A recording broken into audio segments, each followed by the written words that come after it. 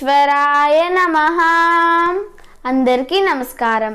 భగవద్గీత మొదటి అధ్యాయంలోని 12, 13వ శ్లోకములు మరియు వాటి భావములు తెలుసుకుందాం. 12వ శ్లోకము.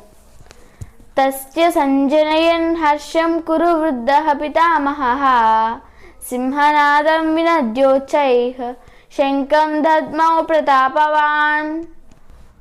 భావము: దుర్యోధనుడు ఆనందము గూర్చుటకు సింహగర్జన వంటి ధ్వని వచ్చేలా శంఖమును అతి బిగ్గరగా పూరించాడు. వివరణ: కురువృద్ధుడైన భీష్ముడు తన మనవడైన దుర్యోధనుని హృదయములో గల ఆలోచనను తెలుసుకున్నాడు.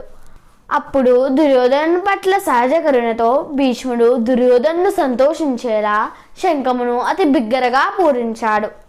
శ్రీకృష్ణ భగవానుడు ప్రతిపక్షమును ఉన్నందున తమకు విజయావకాశమే లేదని ఈ శంఖం యొక్క ధ్వని ద్వారా భీష్ముడు దుర్యోధనుడికి తెలియజేసెను.